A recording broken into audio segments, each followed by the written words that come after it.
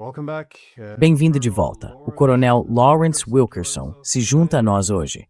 Ele é o ex-chefe de gabinete do secretário de Estado dos Estados Unidos. Então, obrigado por voltar ao programa. Coming back on the program. É bom estar com você, Glenn. I wanted to ask you about Eu queria perguntar sobre a posição em que os Estados Unidos se encontram agora. Porque eu imagino a posição hegemônica do Reino Unido no século XIX e a posição dos Estados Unidos no século XX, também como potência hegemônica, foram em grande parte organizadas em torno da estratégia de uma potência marítima, ou seja, dominando as rotas marítimas que conectam fisicamente o mundo. E ao manter as potências terrestres divididas, vemos que as potências marítimas podem governar o continente eurasiático e até mesmo o mundo a partir da periferia marítima. Por essa razão, também vemos a separação entre alemães e russos como algo que os britânicos sempre faziam questão de manter, ou a separação entre a China e a União Soviética. splitting China from the Soviet Union. Anyways, a US grand strategy. De qualquer forma, na grande estratégia dos Estados Unidos após a Guerra Fria, como argumentava Brzezinski, ex-conselheiro de Segurança Nacional dos Estados Unidos, consolidar a unipolaridade significava que os Estados Unidos tinham de fazer o mesmo, manter os adversários divididos e enfraquecidos. Ele dizia que os vassalos teriam de permanecer dependentes e, claro, que os Estados Unidos deveriam dominar militarmente, economicamente e tecnologicamente. Então, acho que o que define este momento da história, essa transição para a multipolaridade, é a distribuição de poder. Agora vemos a ascensão de rivais, grandes rivais como China, Rússia e Irã. Eles não estão apenas crescendo, estão também se aproximando muito mais. Not only are they growing, but they're getting much closer. We see America's partners or vassals. Vemos os parceiros ou vassalos dos Estados Unidos. Eles ficam numa posição muito mais vulnerável.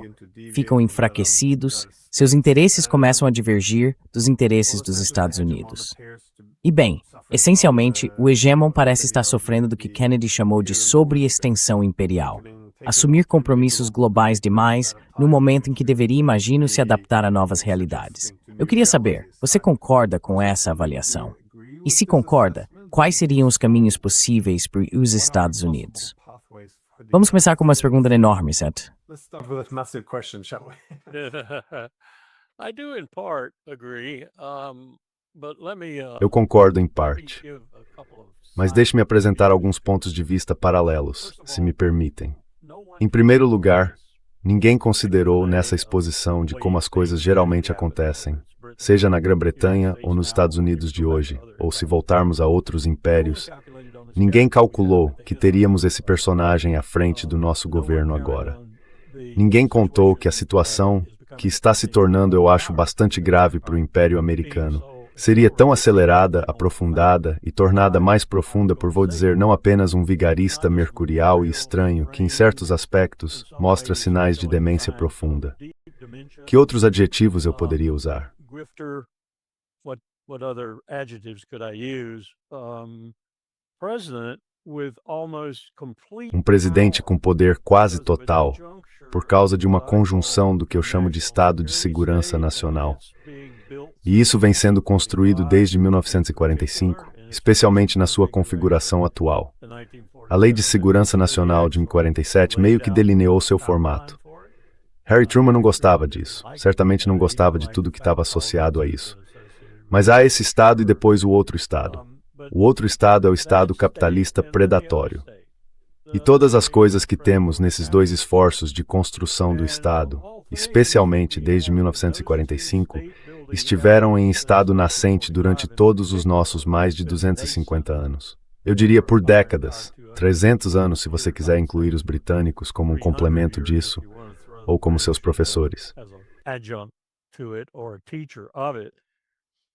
What you have now is you have crossover. O que você tem agora é uma sobreposição nesses dois estados. You have ExxonMobil. Você tem a ExxonMobil, por exemplo, cujo principal cliente no mundo inteiro é o Departamento de Defesa. A ExxonMobil é claramente integrante do Estado capitalista predatório, e o Pentágono é o principal integrante do Estado de Segurança Nacional. E o Pentágono é o maior comprador dos produtos da ExxonMobil e de outras empresas do Estado capitalista. o Estado capitalista predatório. E você tem a Lockheed Martin com um pé nos dois campos, assim como a maioria dos 6 ou 7 maiores contratistas de defesa. Eles fabricam armas para o Estado de Segurança Nacional, mas também são, em grande medida, os integrantes mais recentes e mais bem pagos do Estado capitalista predatório.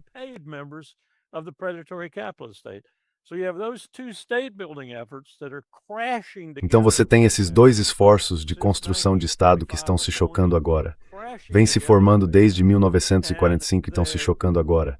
E todo o aparato é totalmente mal compreendido, talvez nem seja capaz de ser compreendido, e está sendo mal utilizado. Mesmo na configuração em que existe, está sendo mal utilizado por um idiota. Como se chega a isso? Como se sai disso? Como isso acontece, em primeiro lugar?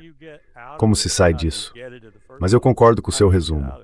Estamos diante de outro momento em que, e acho que isso é fundamental para quem quer entender as dinâmicas globais, Trump pode estar aprofundando essas dinâmicas, tornando-as mais intensas em certas áreas. Mas no fim das contas, ele não controla essas dinâmicas globais. E ninguém mais no Ocidente controla.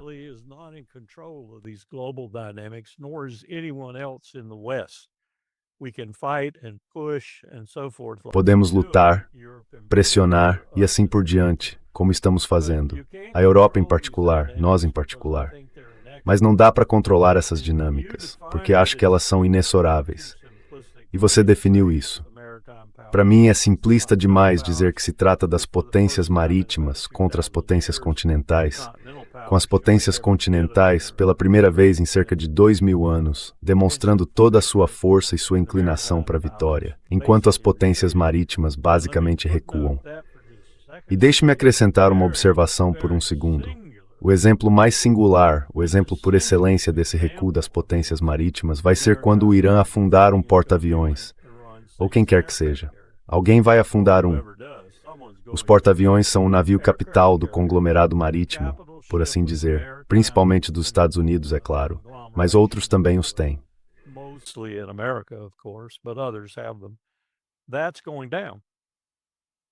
Isso está caindo.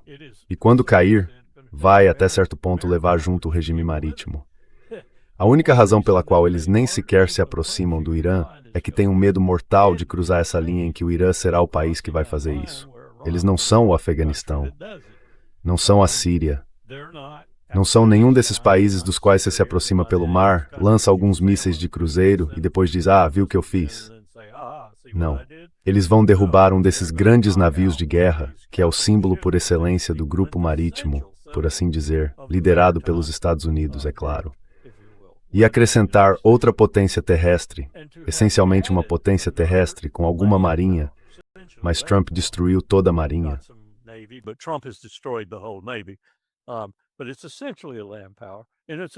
Mas é essencialmente uma potência terrestre. E é uma vasta potência terrestre do tamanho da Europa Ocidental, com 92, 93 milhões de pessoas, e numa posição geográfica boa e sólida, com muitos recursos naturais que, se fossem explorados adequadamente, a tornariam ainda mais poderosa. Petróleo e gás não são as únicas coisas que eles têm. E você os acrescentou a Rússia e a China. Então agora suas potências continentais não são apenas vastas. Elas se estendem pelo mundo inteiro. A Rússia sozinha, o maior país do mundo, acrescente a China a ela, acrescente o Irã a ela. Agora as potências continentais são formidáveis, tanto em seu potencial quanto em sua força real. E o Império Americano e as potências marítimas estão recuando. E, na verdade, as outras potências desse grupo não acrescentam muita coisa ao elemento marítimo de seu poder.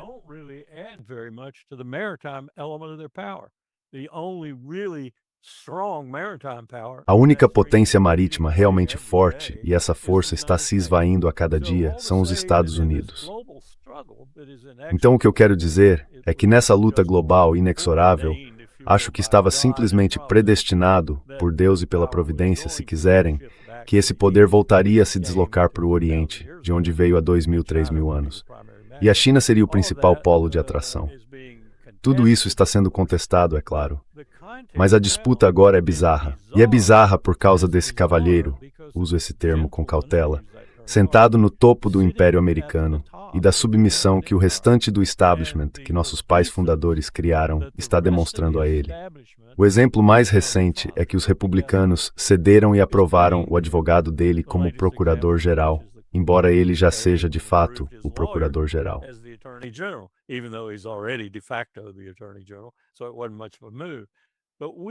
Então não foi uma grande mudança, mas estamos simplesmente desmontando a própria estrutura interna do nosso ser, a nossa essência como Estado no mundo. Ao mesmo tempo, estamos travando essa disputa com um líder absolutamente inepto para travá-la. E eu não vou dizer que haja muitas pessoas abaixo dele, no legislativo, nos tribunais ou em qualquer outra parte do governo, que também sejam competentes o bastante para assumir o controle. E nem tenho certeza de que exista alguém competente o bastante para derrotá-lo numa eleição e reverter a situação, por assim dizer, dessa perspectiva. Então estamos numa enrascada, Glenn. Estamos numa enrascada. E isso porque ganhamos tanta força, punimos tantas pessoas no mundo e destruímos tantas civilizações no mundo.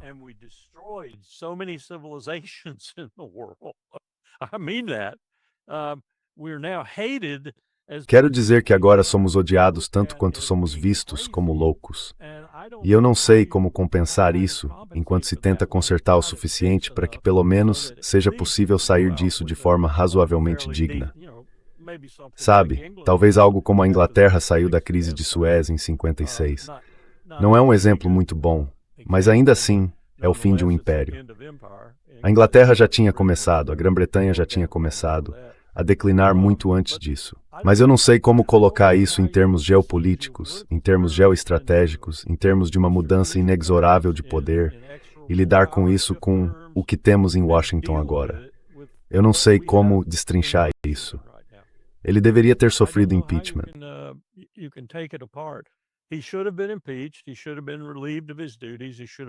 Ele deveria ter sido afastado de suas funções. Deveria ter sido escoltado para fora de Washington. Na verdade, provavelmente deveria estar na prisão, mas não está. E isso, em menor escala, demonstra a inadequação da nossa estrutura atual e a fragilidade dela, além de mostrar como ela se atrofiou ao longo dos 250 anos em que está em vigor. Estou lendo John Adams, de David McCullough, pela segunda vez. E estou encontrando comentários realmente interessantes de Adams, Jefferson, Madison, de todo aquele grupo, Hamilton e Washington. Até eu estou encontrando comentários interessantes que eu destaco. Depois puxo uma linha e escrevo uma pequena anotação à margem sobre como aquilo se aplica aos dias de hoje.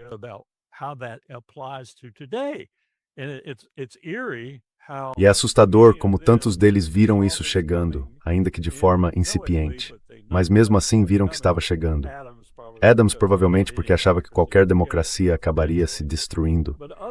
Mas outros enxergaram isso mais nos termos que estou usando agora, expressos na linguagem deles.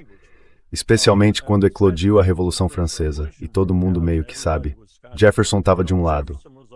Adoro o que os franceses estão fazendo.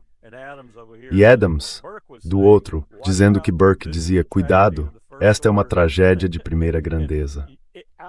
E daquela turbulência, surge uma espécie de visão do que está acontecendo hoje, que diz que não vamos sair dessa. Este é o fim. Agora, o que isso significa?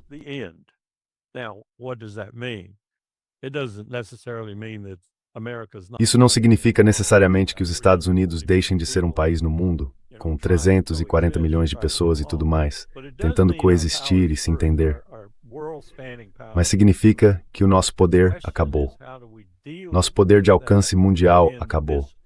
A questão é como lidamos com isso, nesse curto prazo, que pode ser altamente destrutivo não só para nós, mas também para os outros. E como atravessamos isso até chegar a um terreno plano, por assim dizer, que seja razoavelmente compatível com o nosso poder reduzido e continuamos como país. Eu não sei como fazemos isso, Glenn.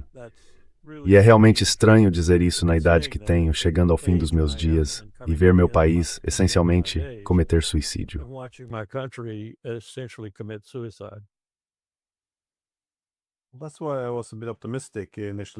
Foi por isso que no início eu estava um pouco otimista durante a campanha eleitoral do Trump.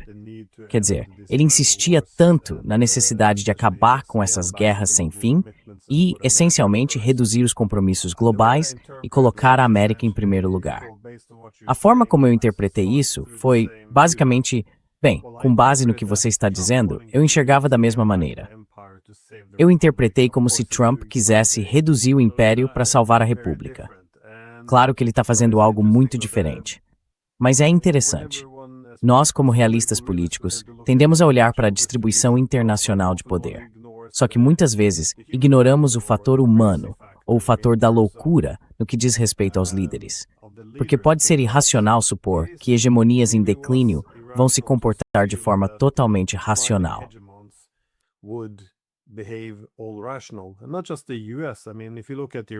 E não só os Estados Unidos. Quero dizer, se você olhar para os líderes europeus hoje, eles se veem como tendo uma posição única na história mundial. Ou seja, desde o início do século XVI, eles conectaram o mundo ao controlar os mares do mundo por meio de seus impérios de entrepostos comerciais, impérios em grande escala. Então já são 500 anos de domínio ocidental. E agora, em um período de tempo chocantemente curto, tudo está escapando. Quero dizer, os europeus achavam que, no futuro previsível, haveria um hegemon coletivo, apoiado em duas pernas, os Estados Unidos e a União Europeia. E agora tudo está desmoronando. Então eles não sabem como se comportar. E para mim, essa é uma das coisas que mais se destacaram quando li pela primeira vez o artigo de Krauthammer, em 1990, no qual ele cunhou o conceito do momento unipolar.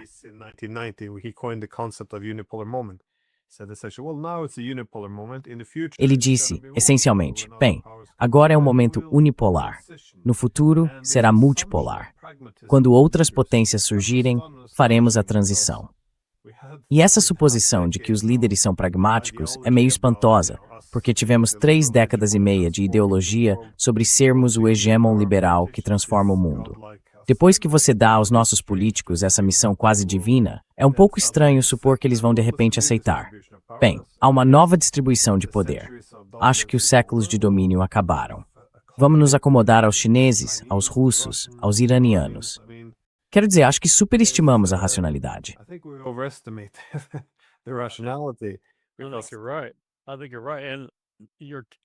Acho que você tem razão.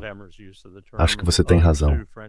E o seu uso do termo por Krauthammer e por outros também, Francis Fukuyama, me vem imediatamente à mente. Democracia liberal, ou simplesmente liberal, só faz uma caricatura do que estamos fazendo. Estamos matando pessoas em alto mar sem o devido processo legal. Temos um presidente que fala em criar terror com suas forças armadas. E somos o exemplo de uma grande disciplina de declínio que sigo lembrar na história, pelo menos na moderna, pela forma como estamos fazendo isso.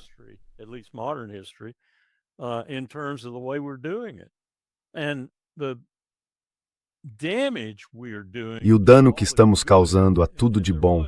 E houve coisas boas, coisas realmente boas que fizemos depois da Segunda Guerra Mundial, por exemplo. Isso é algo único, pelo menos no meu estudo da história. Não acho que haja, eu procurei muito na obra da Mary Beard sobre os 12 Césares de Suetônio e sobre o período entre a criação do Império sob Augusto, depois que Júlio César foi assassinado, até Domiciano e aqueles 12 Césares, e como tudo foi por água abaixo ali. E acho que Mary Beard escreveu esse livro meio com ironia, pensando em nós enquanto o escrevia.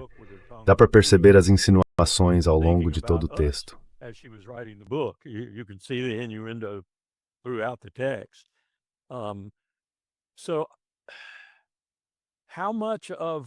Então, quanto do que aconteceu com aquele império, quanto do que acontece com qualquer império, faz parte do caráter de seu líder final, penúltimo, ou de algum líder já mais perto do fim? E quanto é simplesmente a atrofia do poder, a entropia, se quiserem? Eu não sei. Mas eu sei que esse cara, Donald Trump, colocou uma pátina especial sobre o desaparecimento do Império Americano e sobre o perigo claro e presente de ele ser capaz sozinho de fazer tudo isso. E aqui está o ponto principal, e isso me leva de volta a Adams e Jefferson, o povo americano não fazer nada a respeito. Ponto final. Porque não estamos fazendo, estamos marchando, estamos fazendo campanha em grande parte do mesmo jeito de sempre.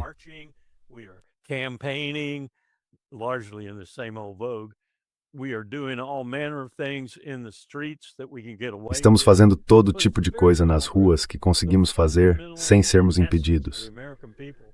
mas é um grupo muito pequeno. A essência fundamental do povo americano está passiva. Não está fazendo nada, não está expressando sua indignação, não está atrapalhando, não está criando obstáculos, não está fomentando uma guerra civil, não está fazendo nada além de assistir. E o MAGA, claro, alguns deles pelo menos, ainda está assistindo e torcendo. Embora, como o juiz napolitano disse outro dia quando falei da taxa de aprovação de 26%, ninguém nesses 26%. Você conhece? Não. Mas isso é curioso. É curioso. Será que ficamos tão gordos e burros?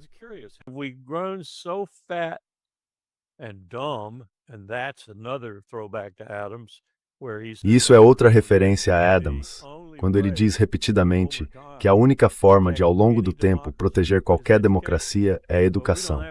Bem, nós não temos mais educação. O que temos são escolas e uma educação de faz de conta. Então jogamos isso fora. Mas estou quebrando a cabeça para entender como seria possível fazer alguma coisa neste país que interrompesse parte dessa deterioração, o suficiente para desacelerá-la consideravelmente. E seria preciso se livrar de Trump. Teria que se livrar de Trump. Teria que... Mas isso não basta. É preciso haver um substituto. E esse substituto precisa compreender de forma fundamental o que estamos dizendo e começar a tentar fazer o máximo que ele ou ela puder para conter esse impulso.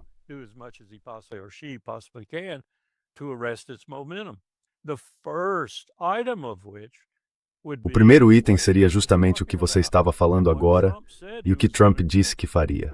Reagrupar, recalcular, voltar para casa, por assim dizer, saindo de todos esses encargos incríveis que estamos tentando sustentar, em grande parte por razões financeiras. Foi por isso que consultei minhas anotações depois de ouvir o general alemão de vocês e me deparei com duas coisas, dois episódios que me chamaram a atenção. Um foi um seminário com Bill Perry, então secretário de Defesa, o único engenheiro a ocupar esse cargo, e a explicação dele de que ninguém jamais tinha conseguido derrubar qualquer alvo aéreo com uma taxa superior a 0,21. E como engenheiro, ele não achava que jamais conseguiriam. Pense no Patriot 2 e no Patriot 3 agora, e em todas as alegações da Lockheed Martin sobre todo o restante da defesa antimísseis. Nada em terra vai derrubar algo que vem pelo ar, seja o que for. O Wasserfeuerungswort do que cerca de 1% das vezes, ou 2, em totalvos.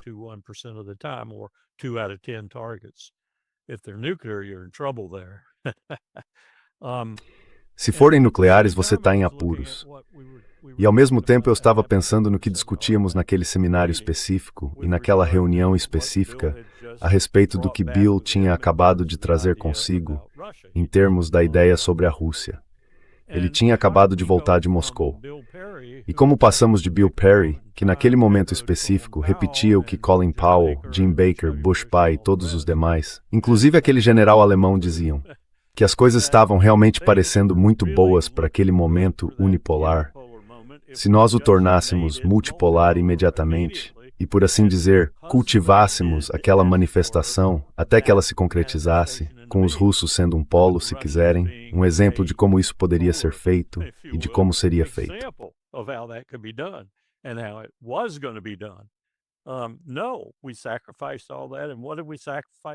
Não, nós sacrificamos tudo isso. E por que sacrificamos? Por dinheiro. E essa foi a razão de Bill Clinton para expandir a OTAN. Dinheiro. Porque todo mundo ficou salivando com a perspectiva de todos aqueles novos países da OTAN comprarem produtos da Lockheed Martin. E finalmente expandimos com o grupo que se formou sob George W. Bush e se manifestou principalmente no governo Biden.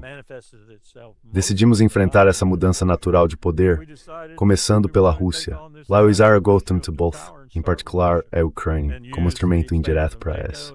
Minha pergunta é, como tudo isso aconteceu?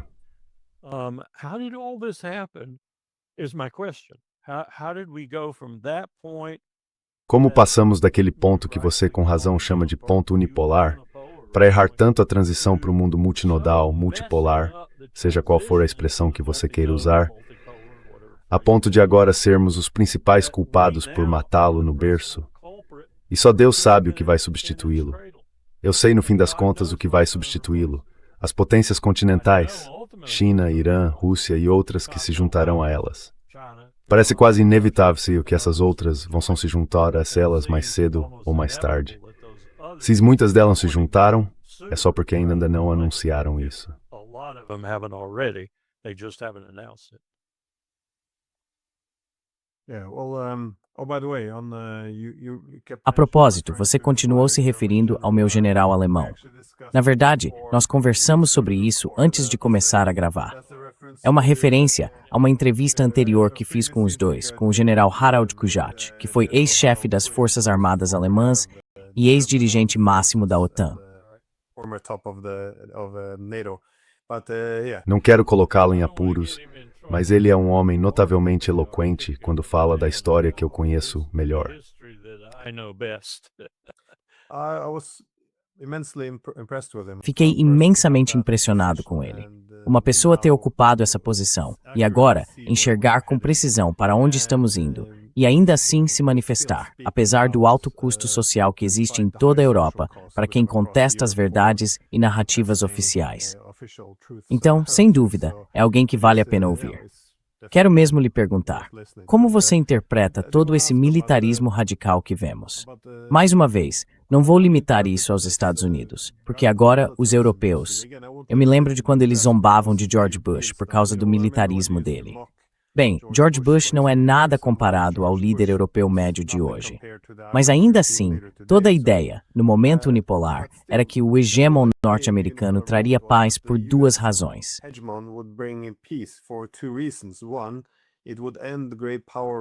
Primeiro, isso acabaria com a rivalidade entre grandes potências, porque não haveria nenhuma rivalidade entre grandes potências. Haveria apenas uma. Em essência, a anarquia internacional do sistema internacional acabaria. Ela seria atenuada porque teríamos os Estados Unidos como o policial do mundo. E como esse policial do mundo também era uma democracia liberal, isso também elevaria o papel de normas mais pacíficas, que permitiriam aos Estados coexistir em outro nível. Por outro lado, também se via que isso exigia manter continuamente fracas as potências rivais. Vimos que as guerras tinham um custo muito baixo para os Estados Unidos e seus aliados, porque eles bombardeavam estados mais fracos.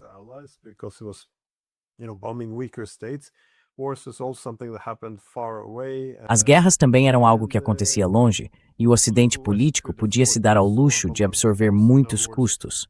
Em outras palavras, podia se dar ao luxo de cometer muitos erros. Não precisava priorizar o pensamento estratégico. Não era realmente necessário. Eu queria saber, você vê nisso a origem desse militarismo desenfreado? Ou é o complexo militar industrial? Como você explica isso? Eu sei que pessoas como o embaixador Jack Matlock argumentam que eles, essencialmente, já tinham uma mentalidade militarizada quando começaram a fingir que a Guerra Fria tinha sido vencida pela força militar, e não pela negociação. Então existem muitas hipóteses diferentes, por assim dizer. Mas como você explica esse militarismo rampante que agora define grande parte do Ocidente político?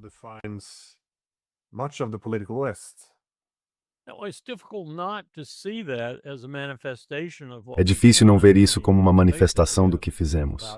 Quer dizer, vamos encarar os fatos. Temos cerca de 800 instalações militares espalhadas pela terra em comparação com a China, que tem 7, eu acho. Alguém disse outro dia que eram 1 ou 2. Não, eles têm cerca de 7, se você contar todas. E a Rússia talvez tenha 11 ou 12 se contar tudo que está no exterior. Algo que potências continentais normalmente não fazem. Se você pensar nisso por um momento. Mas a questão é que fizemos, acho que em microcosmo, mas como um elemento muito importante do todo, o seguinte. Sacrificamos a diplomacia e tudo o que ela significa, o que Fred Hartman chamou de relações entre as nações. E acho que esse é um termo melhor do que qualquer outro já criado, porque ele remete aos seres humanos que estão nessas relações, as relações entre as nações.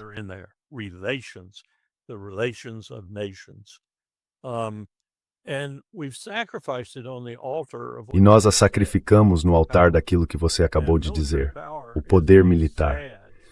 E o poder militar é um substituto triste, e que quase sempre vai sair pela culatra para qualquer estado que recorra a ele, em vez da diplomacia. A diplomacia deveria ser a principal ferramenta. Deveria ser aquilo que você pratica no mundo 24 horas por dia, 7 dias por semana. O que Donald Trump fez foi dar o golpe de misericórdia nisso. Quer dizer, o golpe de misericórdia, devo dizer. Ele matou isso, matou completamente. Não temos mais diplomacia. Ele precisa mentir sobre a diplomacia que estaria acontecendo com o Irã. Não há diplomacia acontecendo com o Irã. Ele está mentindo sobre isso. Não está acontecendo nada. E não está acontecendo nada porque não temos diplomatas. Não temos diplomacia. Literalmente não temos diplomacia. Marco Rubio desmontou o Departamento de Estado e certamente ele não é diplomata.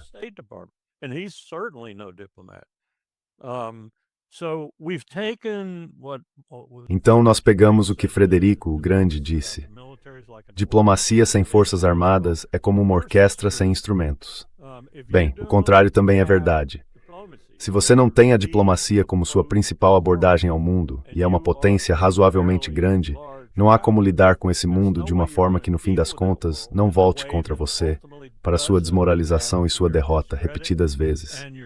Descartá-la completamente, como fizemos. Nós não temos diplomatas. Paulo costumava dizer que o principal diplomata dos Estados Unidos da América é o presidente dos Estados Unidos. Tem sido assim desde que George Washington aceitou o cargo. Então, sempre que vocês me virem agindo como se eu fosse o diplomata da nação, me deem um tapa, porque o presidente é o diplomata da nação.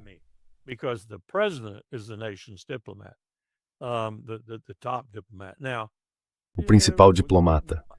Agora, sim, você poderia argumentar que George W. Bush também não cumpriu muito bem esse mandato, mas ele o cumpriu muito melhor do que Donald Trump está cumprindo. Donald Trump nem sabe o que é diplomacia. Então, o que eu quero dizer é que nós descartamos, provavelmente, mesmo que você seja uma potência em declínio, esteja caindo e outra esteja ascendendo, como claramente é o caso hoje, a diplomacia é um instrumento essencial da sua política, da sua abordagem ao mundo. Eu diria que se você está caindo, e até recentemente estava no topo, por a diplomacia deveria ser ainda mais um instrumento que você emprega no mundo. E, no entanto, não é o que estamos fazendo.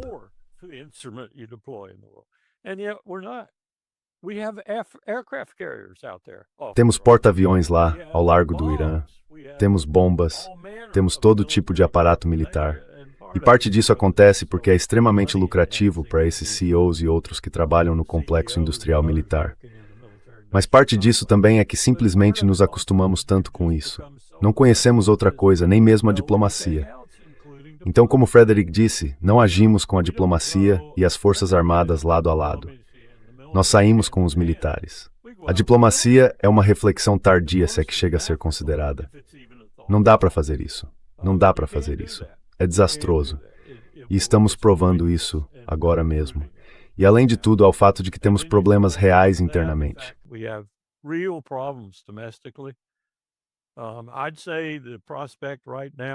Eu diria que a perspectiva, neste momento, de uma guerra civil neste país daqui a um ano é provavelmente de 20 ou 25%. Acho que eu nunca teria dito isso antes. Eu achava que já tínhamos superado essa questão de guerra civil. Mas não tenho tanta certeza. Não tenho tanta certeza. Em todo o país, há sinais de que esse tipo de coisa está nos destruindo. Se não for uma guerra civil, uma desintegração que normalmente acompanharia uma guerra civil acontecendo por conta própria. Então não estamos em boa situação. Não estamos em boa situação. E acho que há muitas razões para isso. Mas neste momento, a personificação disso é Donald Trump.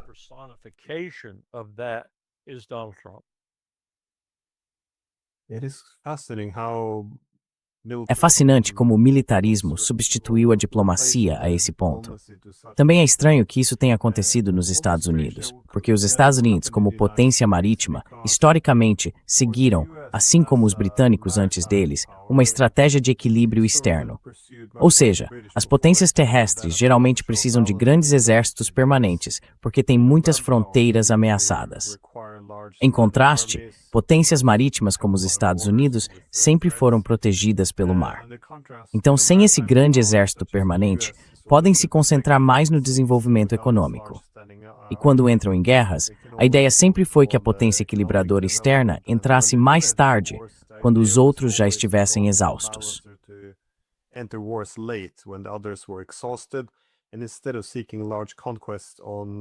E em vez de buscar grandes conquistas na Europa continental, o objetivo era que os Estados Unidos restaurassem um equilíbrio de poder.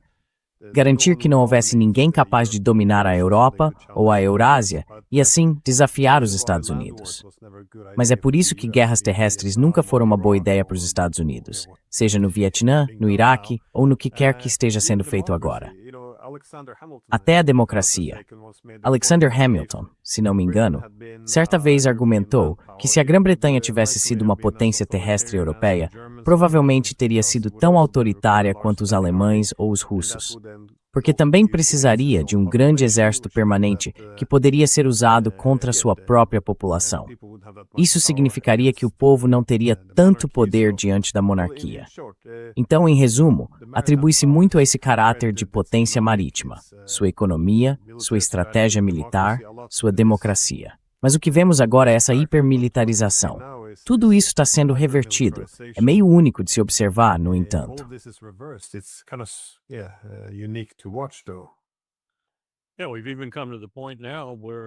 Sim, chegamos até ao ponto de agora ver pessoas dizendo, como ouvi um indivíduo dizer numa entrevista cerca de 3 dias atrás, que a força composta inteiramente por voluntários é exatamente isso.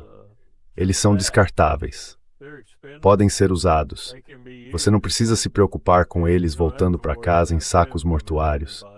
É lamentável que isso aconteça, mas você não sabe que eles têm esposas e filhos? Bem, é lamentável que morram, fiquem gravemente feridos, sejam capturados, ou seja lá o que for. Mas eles se voluntariaram. Eles se voluntariaram.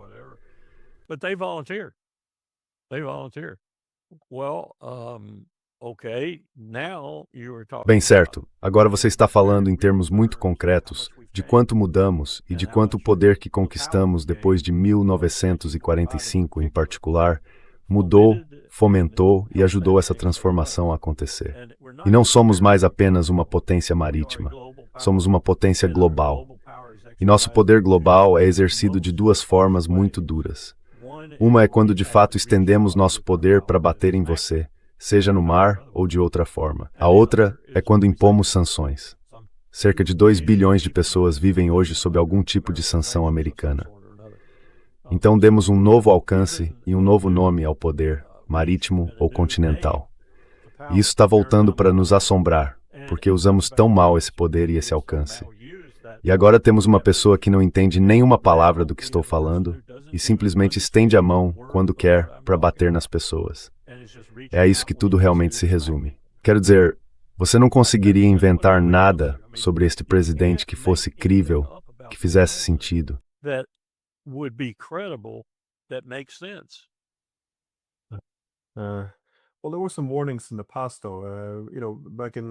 Bem, houve alguns alertas no passado.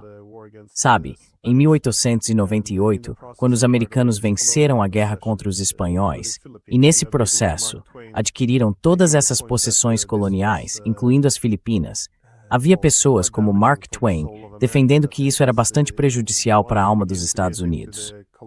Que quando você começa a entrar no negócio do colonialismo ou do império, não se trata apenas de moralidade. Parte da alma da nação se perderia nisso. Acho que se pode dizer o mesmo sobre a hegemonia contemporânea, ou a hegemonia em declínio, do Ocidente político. Quer dizer, dos europeus também. Acho que foi isso que me pareceu estranho quando Marco Rubio foi a Munique e disse que precisávamos recuperar a grandeza europeia. E ele se referia, essencialmente, aos impérios europeus. Eu pensei, eu adoraria recuperar a grandeza europeia, mas o império não é a forma de definir essa grandeza.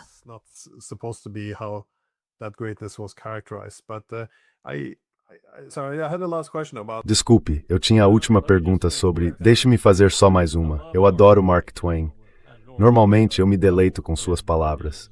Mas Mark se esqueceu de 4 milhões de escravos. Tivemos muita prática com gente baixinha e morena.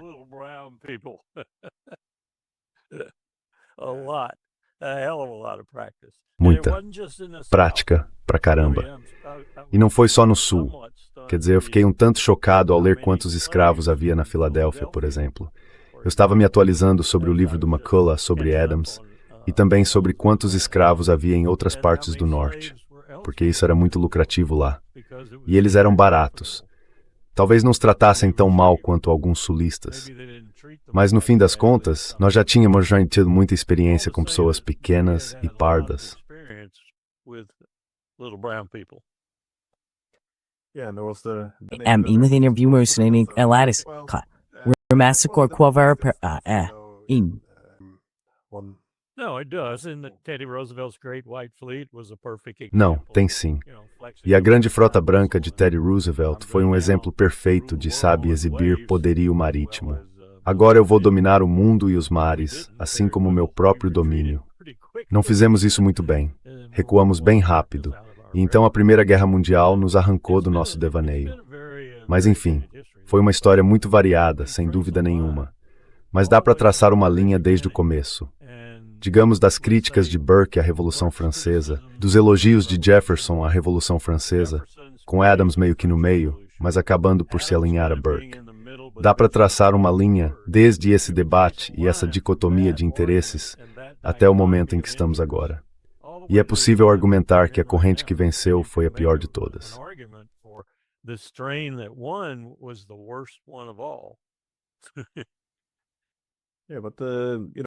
Mas aí alguém pode argumentar que você está recuando um pouco, que isso pode ser exatamente o que a nação precisa para se curar, não? Sim, eu achei que o Trump faria isso. E tenho que admitir que por um tempo eu cheguei a considerar votar no Trump porque ele estava falando disso.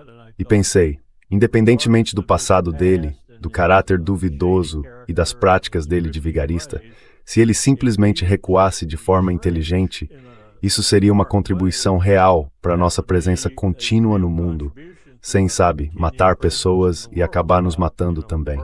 E eu estava realmente preocupado com as armas nucleares, porque via o que estava acontecendo com elas. Nós esquecemos completamente a Guerra Fria. Nos Estados Unidos, a gente nem sabe que a Guerra Fria aconteceu.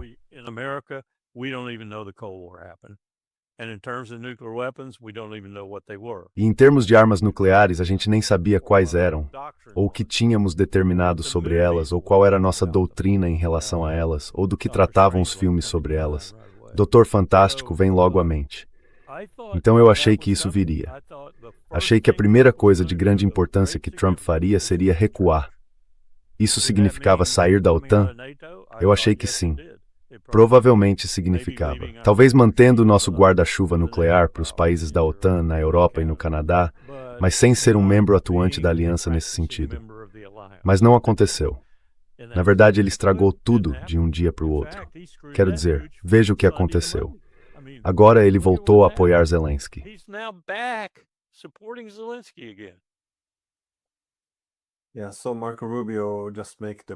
Sim, então Marco Rubio acabou de dizer que estamos pressionando por paz, mas que, ao realizar ataques profundos dentro da Rússia, podemos reduzir as expectativas da Rússia nas negociações e fazer com que cheguem a um acordo. Então, certo, estamos atacando a Rússia e a OTAN está apoiando esses ataques para fazer os russos cederem mais na mesa de negociações. Então, exatamente em que Trump é diferente de Biden agora? Exatamente. Exatamente. Quer dizer, sabe, ele realmente não cumpriu muita coisa do que prometeu fazer. Ponto. Então sim, desculpe, deixe-me chegar à minha última pergunta, que era sobre... Eu queria perguntar novamente sobre os erros de cálculo, não só dos Estados Unidos, mas do Ocidente político em geral. Ou seja, em relação a muitas dessas potências em ascensão que desafiaram bem, o que agora é uma hegemonia do passado, sempre se presumiu que os adversários eram mais fracos do que realmente eram. Então, por exemplo, na guerra econômica contra a China, a premissa era: se cortarmos o acesso deles aos chips americanos, os gigantes de tecnologia chineses vão começar a desmoronar.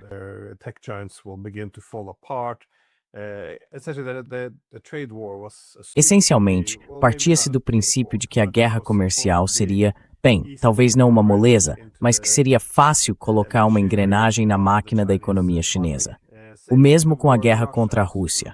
Se você se lembra de 2022, a premissa era: bem, sabe, mandamos armas, os militares vão desmoronar, eles são um tigre de papel. Sabe, quando os tanques chegassem, os Leopards, os russos simplesmente fugiriam do campo de batalha, com medo dos tanques da OTAN.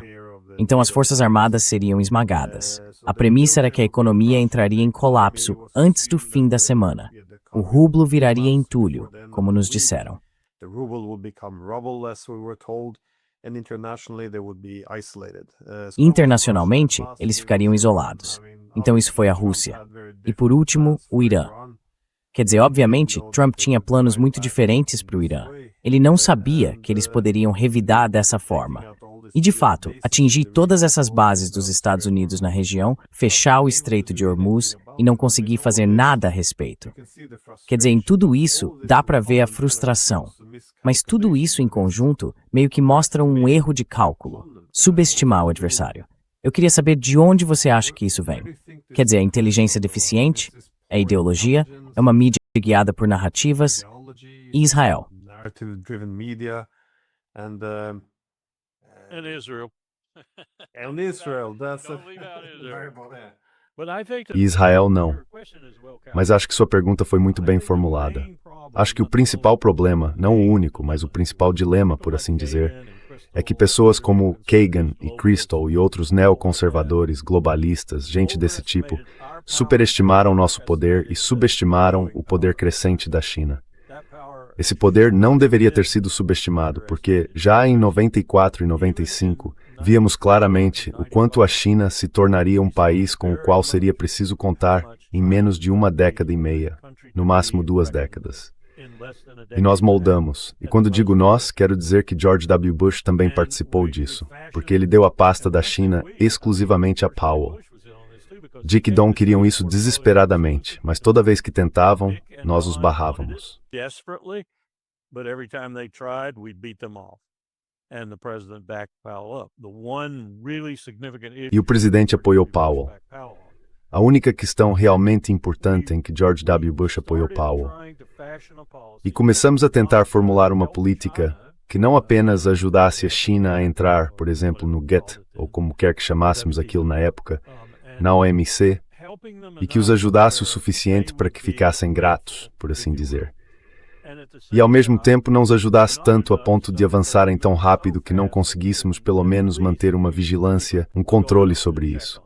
Foi assim que lidamos com eles. E acho que criamos com Deng Xiaoping e outros que o sucederam a ideia de que éramos confiáveis, de que estávamos realmente empenhados numa competição estratégica, que era a expressão que usávamos.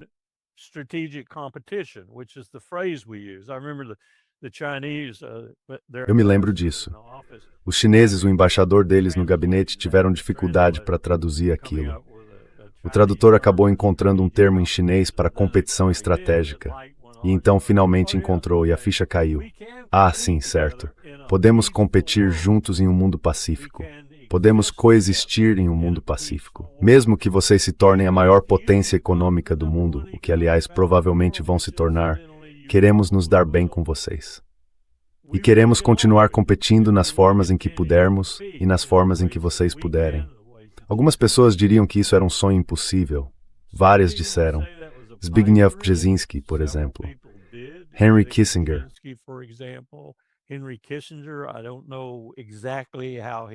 Não sei exatamente como Henry acabou se afastando porque eu não entrei na última reunião. George Kennan, velho pra caramba, acho que tinha 99 anos na época. Acho que ele morreria naquele mesmo ano. Estava meio conformado com isso. Mas foi assim que abordamos a questão e era a única forma que achávamos possível abordar, porque percebemos que um novo mundo estava nascendo.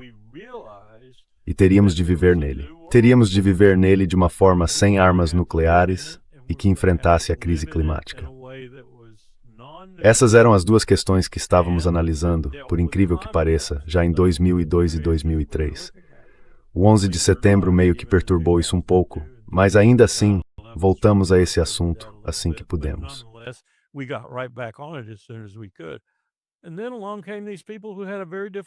E então surgiram essas pessoas com uma ideia muito diferente, muito diferente.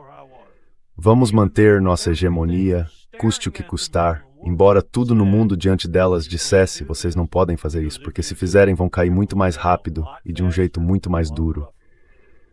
Mesmo assim, seguiram em frente e fizeram isso. E Biden foi o mais culpado de todos. Isso me lembra minha conversa com Powell quando ele falou sobre Lugar, o republicano do Comitê de Relações Exteriores, que se alternava com Biden quando os partidos mudavam o controle do Senado. Ele falou de Biden, de como Biden conhecia as questões e tudo mais, mas disse: nunca o façam presidente. É isso que ele quer ser.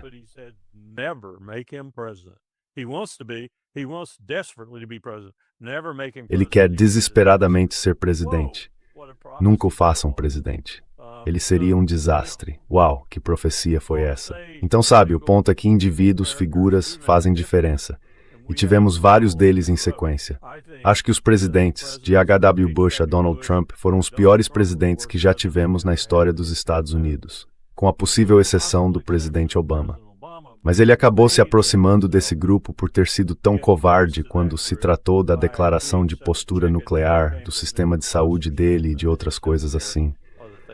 Mas você não consegue sobreviver por tanto tempo a essa inexperiência, a ser conduzido pelas pessoas nos bastidores, por assim dizer.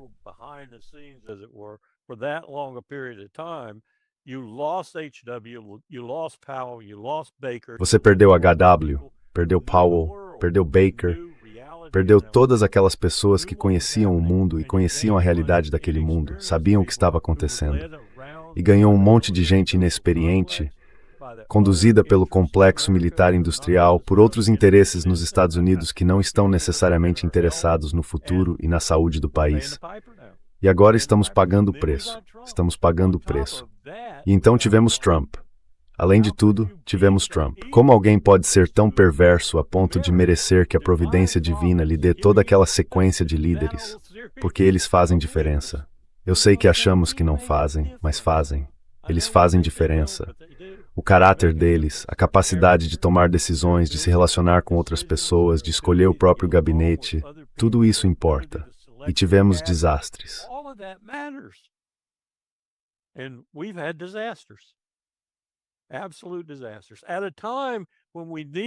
Desastres absolutos, no momento em que precisávamos do melhor. E agora, temos o pior. Espero que a gente saia dessa, Glenn. Espero que a Europa também saia dessa sua apatia. E você sabe o que eu penso sobre isso. Nós ajudamos a construir a Europa atual, com a CIA e nossos esforços por meio da USAID e de outros lugares. Uma das coisas de que eu gostei que Donald Trump fez foi acabar com a USAID. Não necessariamente a USAID de verdade, aquela que deveria ajudar as pessoas, mas aquela que andava por aí usando a democracia liberal como arma, treinando líderes europeus para serem bons democratas liberais e depois entrarem na OTAN como resultado disso. Aquilo foi um trabalho nojento. Mas nós fizemos isso e ainda estamos fazendo. Ainda fazemos isso na Geórgia, fazemos isso no Azerbaijão, fazemos isso no mundo todo, na verdade. Só que já não é muito eficaz, porque Marco Rubio, sem querer, atrapalhou isso.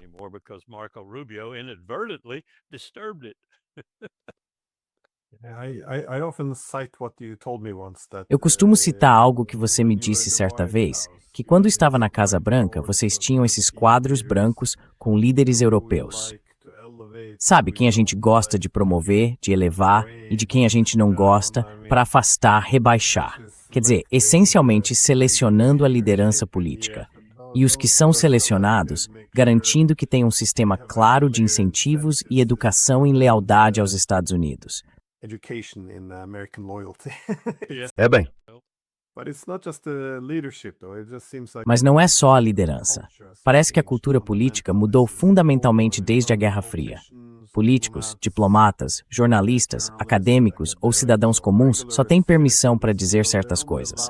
Em termos de cálculo errado, só podemos dizer: somos fortes, estamos vencendo, somos virtuosos. E nossos adversários são sempre exatamente o oposto. Eles não têm interesses legítimos, estão sempre perdendo, são fracos e sempre têm intenções beligerantes. E essa atitude é absolutamente uma assim deles. Eu sinto mesmo, mas é tão estranho. Porque, se você diz, por exemplo, bem, os iranianos estão vencendo, então dizem, não, isso é um argumento pró-Irã, o que é muito estranho. O mesmo acontece com a Rússia, porque nos últimos 4 anos e meio, eu venho dizendo, bem, os russos estão vencendo isso. E então, isso é pró-Rússia. Mas realidades objetivas precisam se sustentar por si mesmas. Quer dizer, por quê? Você não pode reconhecer uma vantagem estratégica no adversário sem tomar o lado dele. É muito. As pessoas falavam assim durante a Guerra Fria. As pessoas achariam que você é louco, mas isso simplesmente se tornou o normal.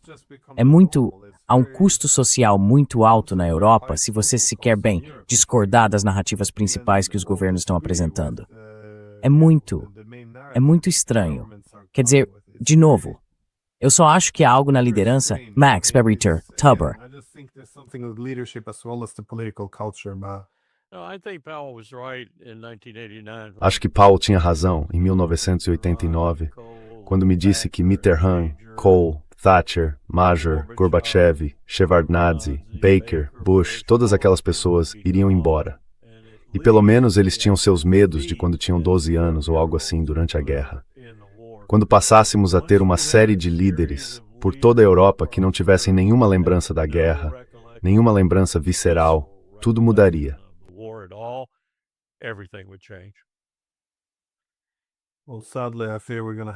Bem, infelizmente, temo que em breve teremos políticos com experiência de guerra, se continuarmos nesse caminho. Mas esse é o velho clichê, eu acho, de que cada geração precisa aprender a temer a guerra. E acho que a nossa hora está chegando. Mas enfim, você tem alguma consideração final?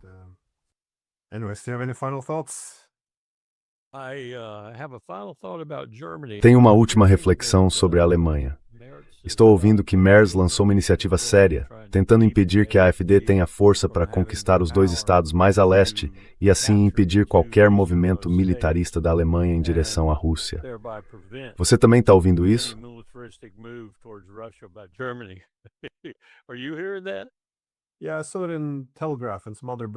Sim, eu vi isso no Telegraph e em alguns outros veículos britânicos.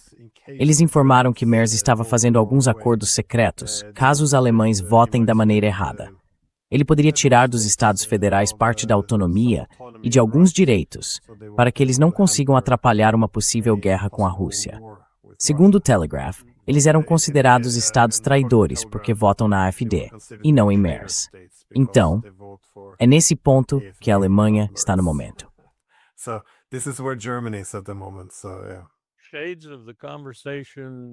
Nuances da conversa com Gorbachev, Helmut Kohl, Trevor Nunn, Powell e Baker, pelo que me lembro, em que eles meio que listaram as coisas que poderiam acontecer se a Alemanha fosse reunificada, permanecesse na OTAN e a Rússia aceitasse isso. Além dos custos, Kohl ficou realmente chocado quando recebeu sua estimativa do Achou Tesouro em Bonn. Disseram a ele que seriam 80 bilhões de dólares. Claro que no fim das contas, me disseram que a reunificação custou o dobro disso.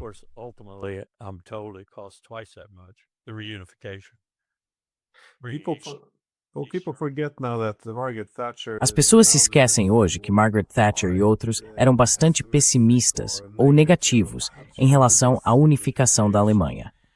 Havia líderes europeus dizendo: eles vão conseguir o que Hitler não conseguiu lhes dar. Sabe, esta é uma Europa dominada pela Alemanha. Quer dizer, as pessoas se esquecem disso, mas acho que vão se lembrar bem depressa se a Alemanha continuar nesse caminho.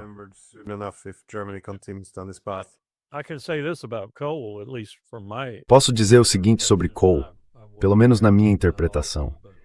Eu não estava lá com tanta frequência, mas Powell me passava bons relatos. Ele estava bastante confortável com tudo, exceto com o custo e com o que a Rússia poderia fazer caso a Alemanha fosse reunificada e tivesse permissão para permanecer na OTAN. E Gorbachev e Shevardnadze o convenceram, eu acho, de que não havia problema nisso.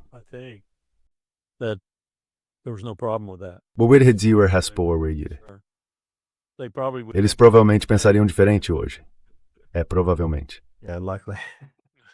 De qualquer forma, obrigado mais uma vez por dedicar seu tempo. Claro. Obrigado, Sib. Se cuide.